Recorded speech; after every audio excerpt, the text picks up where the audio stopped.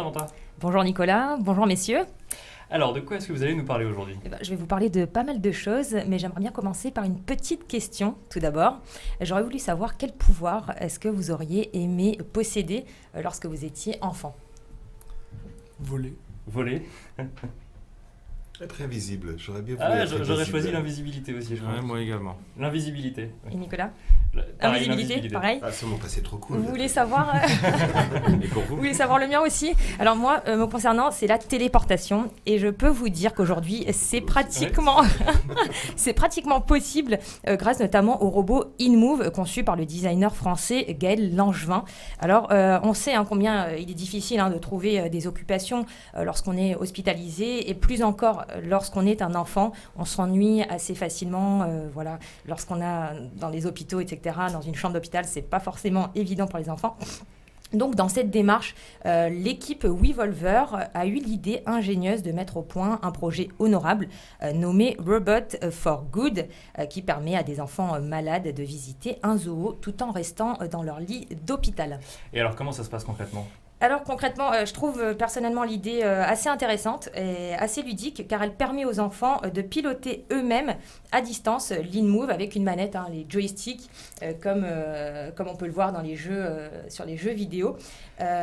Donc techniquement parlant, le robot se trouve sur une sorte de Segway, vous savez, un moyen de transport qui est à 2 roues et qui permet de circuler assez facilement entre les différentes attractions du zoo et à l'enfant donc hospitalisé de commander les mouvements du robot depuis leur chambre d'hôpital. Donc on peut aussi voir par la même occasion depuis sa chambre, la chambre d'hôpital donc, de l'enfant, tout ce que visionne le robot grâce à des lunettes de réalité virtuelle Oculus Rift, ce qui donne un aspect totalement immersif à la visite. Et les enfants vont ainsi voir en temps réel le zoo avec donc des animaux qui sont peu accessibles, comme vous avez pu le voir sur la vidéo. On a effectivement vu un lion, on a vu des pingouins, on a vu pas mal d'animaux. Et alors Samantha, comment est-ce qu'on peut se procurer le robot ? Alors, vous imaginez bien, Nicolas, que ce n'est pas forcément évident et donné à tout le monde de créer un robot.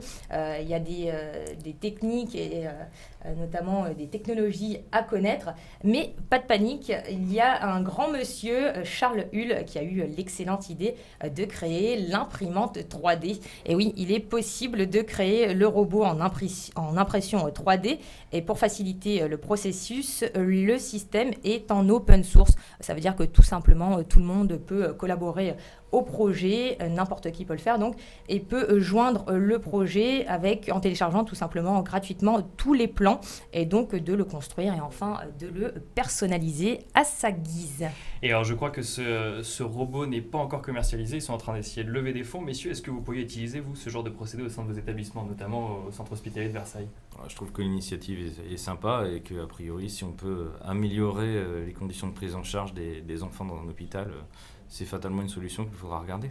Mais c'est vrai que c'est quand même assez génial, on a ces lunettes et avec sa manette on va commander un robot qui va aller voir les lions, les pingouins, peut-être les flamants roses, j'en sais rien. Est-ce que le robot va devoir payer un billet d'entrée ? Ah bah c'est une très bonne question et surtout comment est-ce qu'il va le payer, j'en ai aucune idée.